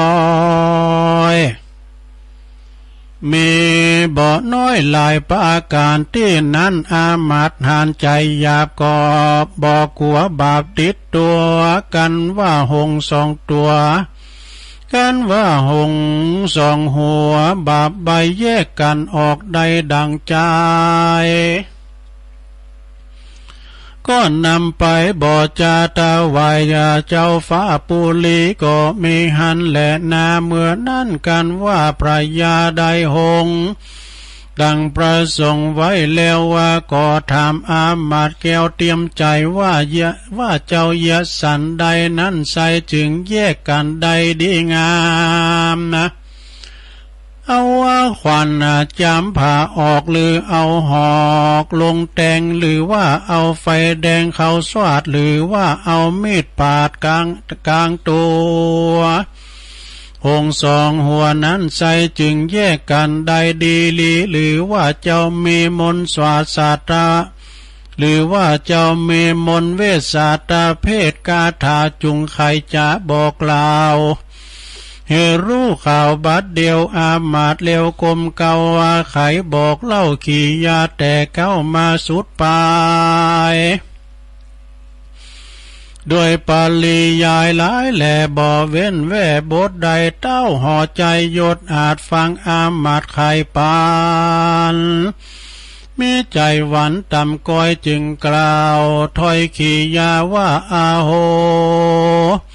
วาตาโอยานอหงเนนาก่อนกีอันว่าหงเนนาก่อนกีลักกันเปียงอีดังใจยินกำไขต้านกาวว่าสนสอข่าวมุสาก็เมโกธาโคดไมโตสายใหญ่นานนำโมหะดำมืดเศร้าฟังกรรมเล่าอันน้อยใจจึงได้ต่ำก้อยเครื่องขีอยู่กันดีค่ำเจ้าสุขเตียงเต้าคืนวันก็มาแตกม้างกันเจียนจากกาลาลาพระกันไปอุปมาเพียบไว้ดังคนโลกไตยิ่งใจมีหลวงหลายใหญ่น้อยเกยอยู่ชื่นจ้อยเจยบานสุขสำลานค่ำเจ้าได้ยินกำเล่าสนสอมีใจหม้อด่วนสันก็มาเกิดดันบ่ได้เกิดดันพิจารณาก็มีโกธาคิวโคดกล่าวหาโทษกันไปเลยพิจัยโคดกาจะแจ้งด่าตอตำมาต่างไข่กำนาจะถอยเลยได้ตำก้อยเครื่องขี้บ่เป็นดีสักหยาดปาหือขาดพี่น้องมิตรเกี่ยวป้องสาหายคำย้อนว่ากรรมมาถอยลายย้อนว่ากรรมมาจะถอยสนสอถอยนาเกยอยู่เกหาร่วมข้างก่อมาห่างล่างนี้ไกลเกยไปในร่วมซ้อนนะดังแต่ก่อนเด็กตั้งแต่ก่อนเด็กขาลักกันมาจองดังพี่น้องปงปันเกยลักกันนักสดยังคิ้วโคดโกธาย้อนว่ากรรมจะเป็นเหตุใดถึงเขตว่ำไวโบราณหมายแต่ก่อนเจ้นปู่มอนใครจะขายว่าลมใดในโลกลาจักแรงกว่าลมปากหันจักยากเหลือใจหวานอันใดในโลกจักเพียบใดกรรมจาและนาตาสมาเหตุนั้นใส่คนโลกไตยิ่งใจมีหลวงลายมวลหมู่นามาแม่นาใครอยู่สวัสดีสติมีอย่าได้ขาดปัญญาอาจตามหลังอย่าฟังกรรมเก่าอันเป็นข่าวหัวหางกรรมเล่าว่ากลางเหนือใจแม่นฟังใดเป็นแก่นอย่าได้เล่นตัวเขาจงฟังเอาไว้หัวพิจารณาดูที่แจ้งก็อย่าฟังแทงไปลาง กรรมใดดีฟังเอาไว้กรรมใดบ่ดีก็เอานี่ไกแม้นว่ามีภัยกล่าวถอยกรรมอ่อนอ้อยวอนจาวันนะอย่าใจอย่าบันลิงลูเชื่อกรรมอูเขาจะพ่องงานั้นนะวังฮือใดพ่องก่อไก่ฮือเสียอย่าฮืออย่าได้เหียใจง่ายจุงพ่องจูไล่มายาพ่องก่อมามูสาลวงหลอกพ่องก่อมาผิดนอกกองทามนะจะไข่กรรมสนสอจากกรรมล่อละถอยไหลเหือต้านใดเสียของได้ขี่มองมนเศร้าลือว่าคนกรรมเก่ามาจาใหม่กรรมบ่อยใหญ่แปลงหามักงาไข่จ่าเสียบไม่ฮือตันได้ตกใจภัยจ่าไข่ดังเนนักปราดเก่าจี้ไข่ปานว่าโทษของมันมีมากการตายจากเมืองคนเตี้ยงเอาตนไปเกิดนรกเดือดอาเวจีและนาก็มีโดยประการดังกล่าวมานี้แหละนาเนติตังขียาอันเตสนายังธรรมหงสองหัวก็บางกลมโสมเรสเด็จแล้วเท่านี้ก่อนแลสาธุสาธุสาธุ เอาจบลงไปสัทธาญาติโยมทั้งหลายนกสองหัวหงสองหัวเนอะตีตุลุงเตดไปก็ย่ำจบดีเตือนนะสัทธาญาติโยมแต่หมู่นั้นก็เป็นอัลลัมพาบทไปก็พอดีจะได้ใจความว่านกสองหงสองหัวนี่มันเป็นปริศนาธรรมเหมือนกันเนอะสัทธาเนอะเนาะหงนี่มันมีสองหัวคล้ายๆกับมันแฝดอะนะเปิ้นก็มาสรุปได้ก็คือลุ่มปากเขาเนี่ยเนอะสัทธาเนอะเปิ้นจุพิษแผกแตกต่างกันแล้วก็เลยแตกม่างกันไปนะนกหงสองหัวนี่อยู่ด้วยกันมาเมื่อยามค่ำยามคืนก่อนนอนด้วยกันไปเอวลาในสอดเถินป่าก็ไปกินอาหารไปด้วยกัน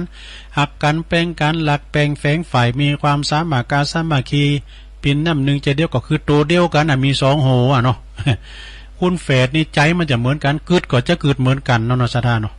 แต่ว่านี่ปินหงนี่สองหัวนะก็ไปสวาหากินอยู่ใจมีอยู่หันวันหนึ่งเนาะนายพรานเนี่ยนายพรานป่านี่มันสอดลาหาสัตว์สัตว์สิงหิงห้อยมันใดมันก็เอาไปหมดเอาไปกะไปขายปิ้นอันกวางปิ้นฟานเสือมีผีป่ามันใดก็เอาไปมันเอาไปไปกะไปขายมีอยู่หันวันหนึ่งก็ไปสอดลาในป่าในเถินไปหันหงสองโหนี่กะไปหันหงสองโหเนี่ย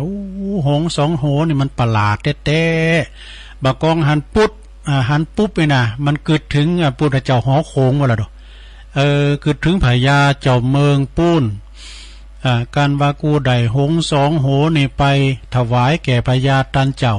พญาเจ้าเมืองเจ้าต้องปูนบำเน็จเจ้าต้องหืบตกปันรางวัลพินแหน่แต่นะบากองมันเกิดใดดังอ่านแล้วมันก็ก้อยย่องอยู่ที่เฟ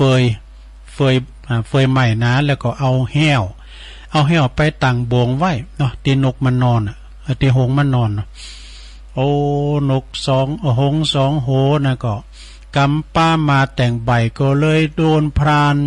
นายพรานนั้นจับได้เนาะหลังจากจับได้แล้วมันก็ปาเอาหงนั้นไปปุณเมืองปาลาณสีไปถวายพญาเจ้าเมืองพญาเจ้าเมืองก็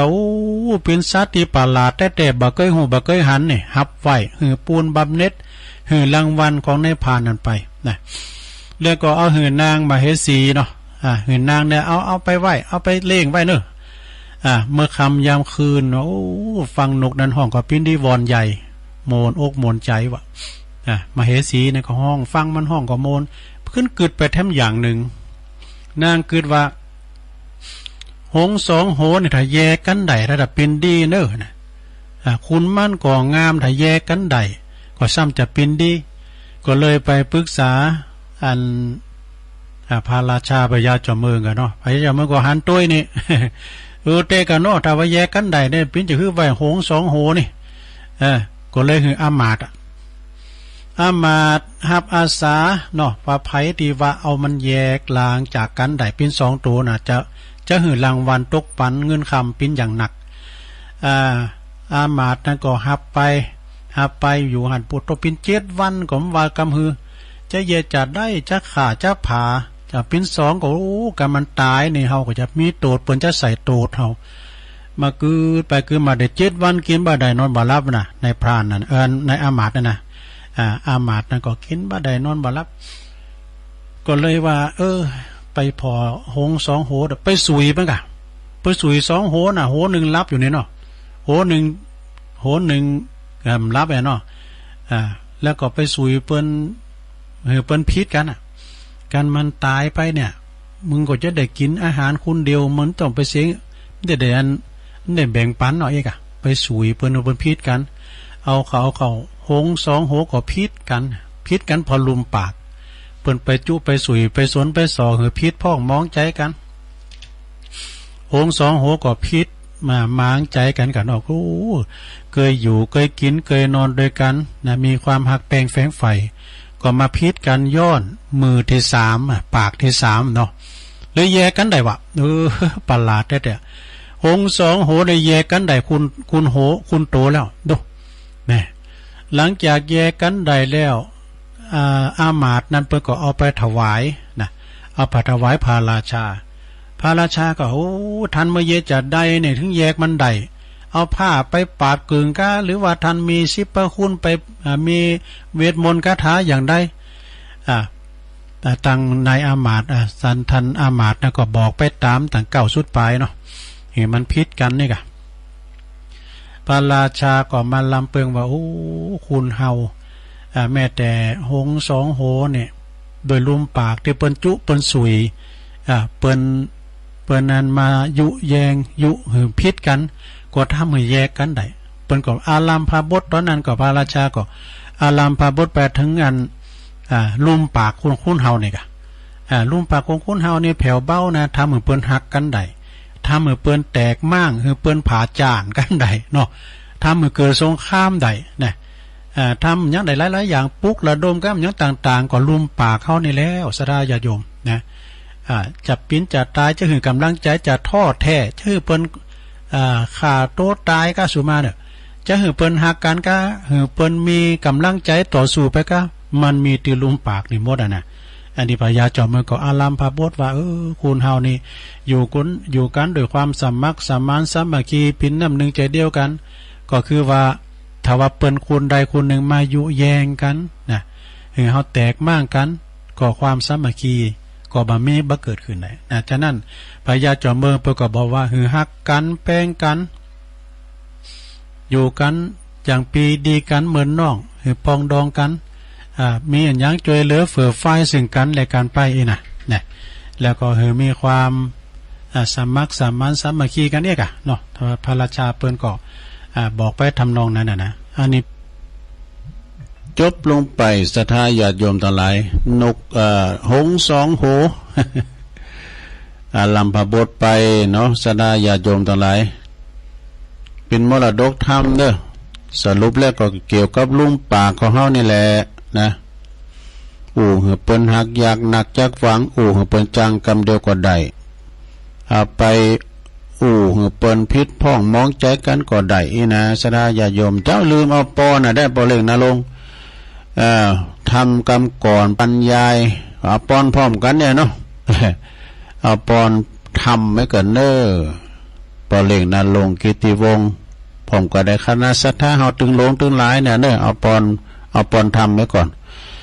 สัพปิติโยวิวัจจันตุสัพพะโลโกวินาศตุมาเตภวัตวันตรายโยสุขีติคายุโกภวะอภิวาทานาสีลิสานิจังวุธาปัจจายโนจัตตารโอธัมมาวัฏันติอายุวันโนสุขังปะลังเอาแล้ว ข อศรัทธาญาติโยมเนาะอยู่ดีมีสุขเน้อฟังเทศน์ฟังธรรมกันไปฟังน้ำฟังดำอาสนะบ้านเฮาเมืองเฮาอยู่ยินเป็นสุขเนาะตุกห้อนยังถ้าเฮาไปพอท่อลาทัดก็เจ็บโหนะเกี่ยวกับงานหยังต่างๆน้ำท่วมน้ำนองสงครามใกล้นะฟังวิทยุเนี่ยปลอดภัยโดยประการทั้งปวง ฟังนำฟังทำไปจะเนี่ยน้องสดาจบจากตัวลงกับครูบาอาจารย์ก็ต่อแถมเอกจะมีต่อหนึ่งกันไปผักบันเทิงเป็นน้ำเป็นธรรมเป็นเพลงเป็นผังบอกเอกนะสดาญาโยมนะโดยมาก็จะเป็นรายการสดฟังตังลำปางก่อมนตังเวงป่าเป่าก่อมนตังเมืองฟังก่อมนครูบาอาจารย์เปิดออนไลน์ให้กันหมดแต่ก่อนเราฟังในฟังหันนะเอาก็ไม่ได้ยินสักคำเตือนเนี่ยพี่น้องสดาตังลำปางก็ไม่ได้ยินเสียงยองสักเตือก่อนนี่ห้องออนไลน์ให้กันเนาะอันนี้ไปตามระบบอินเทอร์เน็ตเปิ้นอยู่เมืองนอกปุ่นก็ยังได้ฟังนี่นะน้องสดาเนาะ บางพอก็หูจักกาโดยเสียงนะโตเป็นจะฮือไว้นะตัวลุงก็ไปกูตีไปแอวให้กูบ้านกูจองเนี่ยยังไปแอวก็เสียงนี่กะเสียงไปแอวถึงบ้านถึงจองศรัทธาญาติโยมเนาะได้ไปไปจ้าเอาเนี่ยกะบุกเจ้าก็เอาอันทำมาเตะแถมย้ำได้ซอหาตัวนี้แต่กิจกรรมเนี่ยจะมีแน่นอนเนี่ยวันพรุ่งนี้วันศีลเนี่ยจับพอจับแมนได้มันเพราะว่าจะเป็นวันศีลโดยตีแม่หลวงปะหลวงเข้าไปวัดไปว่าบ้านใดเนาะติดต่างติดเต้งก็เดียวแต่ก่อนในตัวสาววิหารจะบ่เหลือมาเยอะกว่าปออิงมัน เอาไว้ลบพองเนี่ยลบอย่างเนี่ยก็เวลาตูเจ้าเพิ่นว่าจะสั่งนั้นสั่งนี้ก็ลบไว้พระเจ้าพิจารณาอีปอก็ลบเสาวิหารนิดหน่อย ว่าเรียนมาได้เนอะฉะนั้นมันผู้ก่อนแต่มีกิจกรรมเนาะกิจกรรมต่างๆนะโยงขันแก้วตั้งสามโยงเข่าบาทโยงเข่ายังต่างๆใส่บาทญาติปกไหวพระหับศีลเนี่ยกันนะสระนะสวดแผ่เมตตาเนี่ยแต่ละตีมันก็จะมาเหมือนกันเนาะสระญาติโยมวันพุธนี้ก็มีข่าวสารงานบุญหลายตีวัดหนองโยงตำบลหนองโยงเวงหนองหลองนี่เปิ้นจะมีงานตันสังตุนเงินกันเด้อเปิ้นจะสร้างตันตุนเงินกันในเมตตาท่านอาจารย์พระครูเมธานันทกิจด็อกเตอร์นะเปิ้นจะได้ต้านพร้อมกับศรัทธาญาติโยมทางฝั่งตั้งจอมต้องก็ห่วงเป้าเนี่ยวัดห่วงเป้าเนี่ยเปิ้นจะต้านก๋วยสันหลากหากใหม่กันนะและตีและตั้งหน่อย12นี่ก็ปูวันศีลโลศรัทธาญาติโยมทั้งหลายตุลงประกาศข่าวสารงานบุญกันเนอะประกาศกระหังเปิ้นทั้งโตมประกาศเนาะอันนี้ในคณะสงฆ์ตึงอำเภอเลยนะคณะสงฆ์ตึงอำเภอเลยเจ้าคณะตำบลรองตำบลเจ้าวาดทุกสำนักทุนที่พักสงฆ์พิธีถวายการต้อนรับนะในพระบัญชาสมเด็จพระสังฆราชนะแต่งตั้งครับเหลือหลวงพ่อท่านพระครูสุนทรธรรมานุโยคหลวงพ่อใหญ่เจ้าคณะอำเภอดำรงตำแหน่งที่ปรึกษาเจ้าคณะอำเภอดอยหล่อนี่หลวงพ่อจะได้เป็นกิตติมศักดิ์แต่เป็นที่ปรึกษาเจ้าคณะอำเภอดอยหล่อแล้วก็ตามคำสั่งจากเจ้าคณะจังหวัดเชียงใหม่ก็ได้แต่งตั้งให้หลวงพ่อพระครูสาธุกิจจานันท์ดำรงตำแหน่งผู้รักษาการแทนเจ้าคณะอำเภอดอยหล่อนะในวันที่15เนี่ยวันติดที่15ตุลาคม2566ก็จะจัดการที่วัดพระธาตุโขงขาวตำบลสองแควอำเภอดอยหล่อจังหวัดเชียงใหม่เนอะอันนี้เป็นงานบุญใหญ่ก็เลยประกาศศรัทธาแล้วก็ประกาศคณะสงฆ์เฮาเนาะภิกษุสามเณรไปรวมกันที่วัดพระธาตุโขงขาว ตัวลุงก็จำเป็นต้องได้ไปเนาะเพราะว่าหลวงพ่อเฮาก็อาศัยอยู่ด้วยเปิ้นนะเปิ้นเป็นผู้บังคับบัญชาตัวลุงเป็นลูกพี ก่อนจำเป็นต้องไปตั้งแต่กินข้าวงายแล้วนะวันที่15นะไปช่วยกันปฏิบัติปัดปวดแต่งห่างอย่างหลายอย่างเนาะวันนั้นเปิ้นก็จะมีพิธีสงฆ์นะพระสงฆ์อีก9รูปเจริญชัยมงคลคาถาชัยยันโตนะตามปกติหรือว่า ตอนแรกนี่ก็หลวงพ่อบุญส่งโสภณจิตโตนะแล้วก็ท่านพระอาจารย์มหาเอกพลชุตินทโรวัดเสาหินตำบลศรีโบบานปุ่นนะดอยติปุ่นน่ะเพิ่นจะมีงานตานกล้วยสลากเพิ่นนิมนต์ตุลุงตัวเด้อขอประกาศให้ตอนนี้เดินไปมันได้เพราะว่างานมันตรงกันเด้งานลูกพี่ใหญ่อ่ะนะจะไปเน้อก็ไปบ่สมควรกะเนาะ เอาไว้ตัวหน้าในหลวงพ่อบุญทรงเพิ่นก็ฝากผ่านแม่ครูทองคำที่วงคำมาเนาะแล้วหลวงพ่อก็โทรมาบอกตามก้ำหนึ่งก็ต่างอาจารย์เชื้อทำต้นหนึ่งแล้วก็ตัวลุงขออนุญาตกันเด้อเพราะว่ามันงานมันซุบจับกันเนาะวันที่15เหมือนกันเนี่ยนะไว้โอกาสหน้าหลวงพ่อบุญทรงเด้อหลวงพ่อบุญทรงโสภณจิตโตเพิ่นก็มีการไม่งานก็บ่ลืมตัวลุงก็เอาไว้โอกาสหน้าเนาะแต่เจ้านี่ก็มีเพิ่มเติมมานิกรชัยน้อยเน้อฟังอยู่นะครับอาจารย์นิพนธ์นะวัดพระธาตุดอยสะเก็ดโอ้ขอบคุณเน้อที่เปิ้นตักตั้งลายมาแม่ครูทองคำที่วงคำนะสาวยองลำพูนโดยแม่จงดีเชื้อกันทานะเอาละสนะเหลือเวลาดำนิดหน่อยนะช่วงสุดท้ายตุลุงก็จะเปิดสายสักกรรมเนาะนะสำหรับข่าวสารงานบุญนี่ก็ประกาศวันพุกเจ้าแถมเนาะพุกเจ้าในประกาศโล่มกันเลยนะแต่เจ้าก็มีอยู่10สายแล้วต่อไปจะเปิดทำ10สายสุดท้ายจะมีก็จ้านะลองโทรกันเข้ามาที่เบอร์0899556506ฟังกันแล้วนะปินจะได้เจริญปอนเจริญปอนฮัลโหลติดแล้วอ๋อหลวงพ่อกฤษไว้สาครับหลวงพ่อครับถวายความเคารพหลวงพ่อครับปางโม่เนาะฟังชัดเจนเลยนะหลวงพ่อไม่ค่อยชัดครับมันเป็นไม่ค่อยชัดนะมันสมมติด้วยช่วยนะอ๋อเป็นเขาแล้วก็ถวายความเคารพหลวงพ่อครับโอ้ลุงไปละพระอาจารย์เล่นละกันนิมนต์เลยครับครับโอ้ยครับกำปัดให้ก็ได้ดีก็ได้ฮักได้จังก็ได้เหมือนหงอยู่ดีๆกับคนหวานตัวหนึ่งก็ปามาเคยอยู่กับกันตั้งแต่เกิดต้องมาแยกกันก็เพราะกำปากนั้นนะอันใดก็แต่นั้นแท้ก็มีที่มันดีก็มีที่มันจะคือคนจังบะเดียวนี้ก่อตึงได้จะคือคนอักบะเดียวนี้ก่อตึงได้มันนึงอยู่ในที่หมดแต่เนาะครับเนาะโอ้วันนี้ก็เป็นกำลังใจลุงนะครับโอ้ขอบคุณมาอาจารย์เน้นหลักหนักๆเด้อครับโอ้ไวสาครับโอ้สาธุอาจารย์เน้นหลักประกอบมาสรุปธรรมให้กำลังใจตุลุงโต้ยต้องขอบคุณแล้วก็เปิ้นก็ออกวันทุกวันอังคารเขาแล้วนี่สลับกันได้เด้อซะนะยี่ปีนี่หมอเอ็มใจนะมันนัดแลกได้อังคารน่ะก็มาตามปกติจันทร์น่ะตุลุงก็มาตามปกติเด้อนะ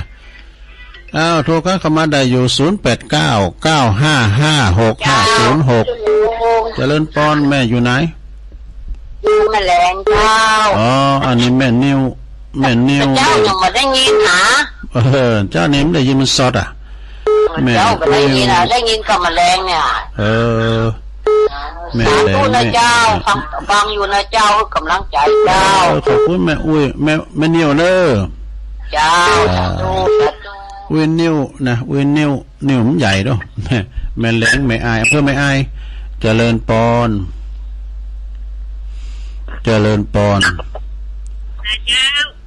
แม่น้อยท่าโทกเนาะลำปางมาแล้วโอ้ขอบคุณเด้อแม่น้อยท่าโทกฟังสักทีนี่เนาะ ดีแล้วโมทนาบุญแล้วแม่เด้อสาธุเรานี่เพิ่นก็ฟังกันนะพี่น้องลำปางเจริญปอนเจ้าวัดเจ้าแม่อยู่ตั้งใดแม่อยู่ปางเห็นเทพเสด็จเจ้าแม่นวลยอดคำปันเจ้าแม่นวลเนาะเจ้ายอดคำปันเจ้าอยู่เทพเสด็จเจ้าปางกระแปงหินเจ้าจะเคยไปดอยลังแก้วนะเจ้าดีกะจะเอาเมียงไปฝากทุลุงแม่จำได้เนาะได้สลีอันจืน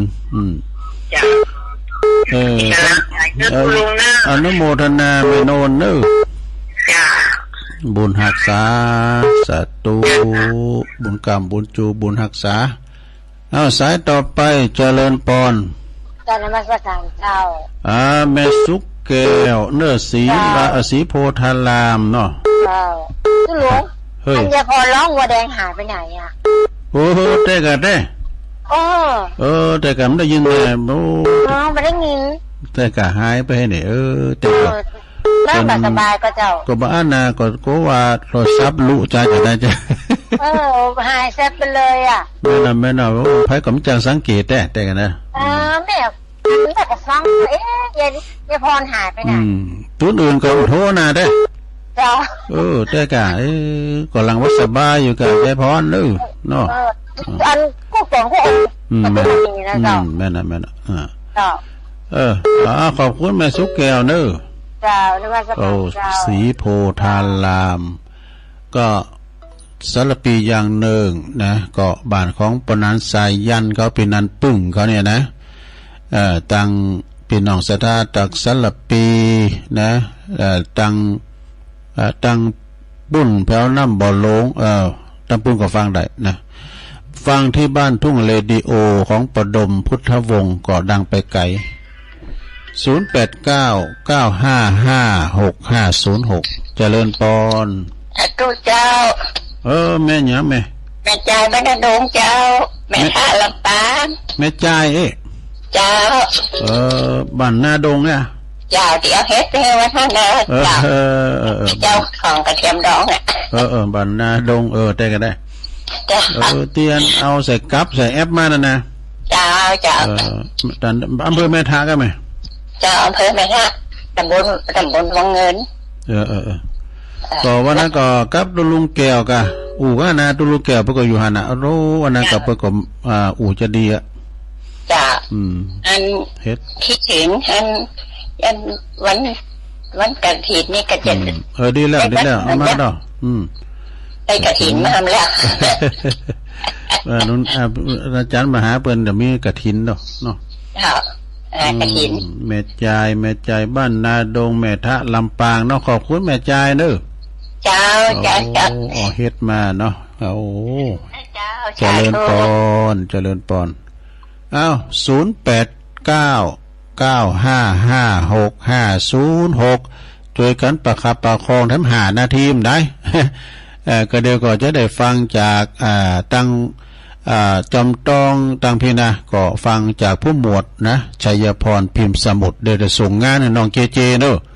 รับอยู่ห่างก้าคุณคุมเคืองตังลุมนะหรือว่าวันนี้วัน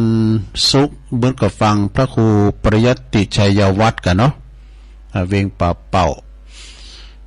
วันที่15เหมือนกันเนี่ยสันกุวัดของมหาสมชายท่านพระมหาเสาแก้วกันเนาะผู้ก็ประกาศเปิ้นเดี๋ยวนี้เปิ้นก็ไม่ได้ยินด้วยกันเนาะก็ถ้าว่าจะประกาศตั้งเวงป่าปอดต้อง6 โมงนะ6 โมงถึง2 ทุ่มเนี่ยเปิ้นออนไลน์ปฏิแม่ขจารโมเดิร์นเรดิโอถ้าว่ากลางวันบ่าย 3นี่ต้องลำปางนี่ลำปางเปิ้นได้ยินกันถี่อยู่เนาะจะโทนสายเดี๋ยวกันเด้อมาน้ำสายเจริญปอนไปตาเจ้าลุงแม่ครูทองคำเนาะเจ้าว่าจะมาชั่วโมงก็ต้องได้มาอีเนาะต้องรู้ว่ามันได้ไปเด้อนะแม่ครูบอกเพิ่นหลวงพ่อเด้อมันแตดกันได้อันนี้ก่อนงานบุญใหญ่เพิ่นตอนรับ เจ้าคณะได้กันเนาะสามารถเอากันนาเกตลงไปเนาะเพราะนี่เลิกเชื่อมาเหรอต้องโทรติดตามไปหัวเนอะเจ้าเชื่อนะเนาะเจ้าไว้เจ้าเนี่ยหมดแล้วจ้าอันนี้ก็งานในการงานวัดเสาหินปฏิกิจสลากเดิมผู้จะประกาศเพิ่มกำวันที่15ที่วัดเสาหินสีโบบันเจริญปอนกับพรรษาตุลุงเจ้าก็แม่หยังแม่สีปูเนี่ยก็ว่าพิษสันตุละเนาะเจ้าฝังตุลุงอยู่นะว่าหนองร้องมาแล้วลำปางได้สารซ่าโหดนี่ฝังตุลุงอยู่ปรมีฝีมือได้สารซ่าโหดเนาะเจ้าดีละปรการฝีมือกำลังตุนะอนุโมทนาแม่สีกุลเนอสาธุวันนี้ฝนมันตกนะไม่อ๋อนี่แดดแสลแล้วเนอะแดดมาแล้วเจริญปอนสาธุเจ้าอันนี้บันกวยหัวไฟตีจังหวัดลำปางเจ้าพี่น้องลือบันกวยเนาะแม่หยังนี่แม่หยังเมสีคำนันทหาเจ้าเมสีคำไหมล่ะเจ้านันทะเนี่ยก็นันตะหานันตะ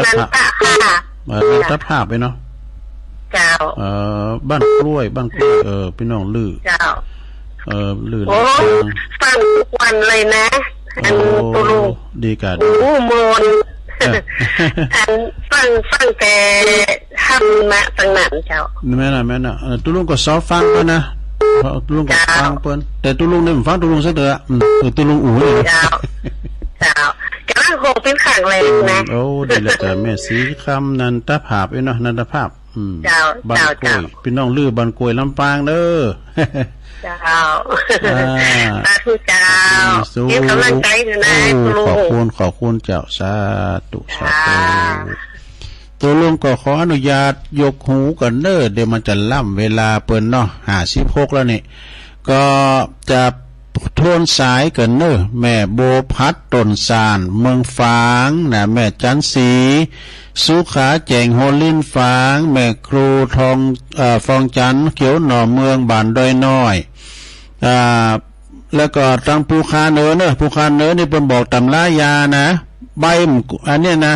ใบลูกยอหรือว่าใบมตาเสือเนอะเอาใบมอกโบมันเนี่ยนะเอาไปพิงไฟเอาไปแอนไฟมอกมาเนี่ยน้ำมันมาออกแล้วบอกเอาจุบที่หัวเข่าเนอะแล้วก็ลุกลุ่มเราถูไปถูมาน้ำมันออกแล้วโน้ตกั้นด้วยนะอันนี้ก็เป็นความหูเนอะตุลุงก็จะลองทำบอกกันนะภายที่ช่วยหัวเข่าก็ลองวันนี้ได้ผลอย่างได้ก็มาบอกกันพวกนั้นเนอะปีนั้นไปวันได้ไปผามได้ยังดึงหายเลยนะแต่ลองพอแต่นี้แม่ลัดดาจากลำปางแม่แดงแจ้ห่มเนอะแม่แจ่มใช่ไหมเนี่ยแม่แดงจากแม่แจ่มเนอะแม่บบุญจากป่าล้านสันทรายแม่จันสมมานีจากเนออันนี้แม่อายแม่อุ้ยอินแม่สาบเสมิงแม่สุทัศน์ดีมูลแสนพรมทุ่งปีแม่วางชนที่2ก็มีหลวงพ่อกฤษพุทธอุทยานปางโมเชียงดาวสามเณรเอารักปัญโยนนานเนอจากวัดสันเหมืองนะเวงหนองหลอกแม่นิ้วแม่แหลงแม่อายนะแล้วก็แม่น้อยจากท่าโทกลำปางแม่นวลยอดคำปันจากเทพเสด็จแล้วก็แม่สุกแก้วสีโพธารามแม่จายเนอะบ้านนาดงแม่ทะลำปางแม่จายเฮ็ดเนาะมันจำไงแม่ครูทองคำที่วงคำจากเสาหินสีโบบานแล้วก็แม่สีกูลตันตุละหนองล่องลำปางแล้วก็แม่สีข้ามพี่น้องลื่นเนอะแม่สีคำนันทภาพนะอันนี้อยู่บ้านกล้วยลำปางนะโอ้ได้สาวสายพอดีเนอะขอบคุณกูเสงกูสายเนอะตุลุงบริหารเวลามาเตียนเปินก็สมควรเวลาแล้วเนาะก่อนนำรายการจากลาสท่าไปก่อนเด้อสดาญาโยมอยู่ดีมีสุขอายุหมั่นควันยืนมีโจกมีใจได้กำจูศาสนาไปใจเนิ่มปุกก็ไปวัดไปว่ากันอยู่ดีมีสุขเอาจัตตาโลธรรมาวาตันติอายุวันโนสุขังปะลัง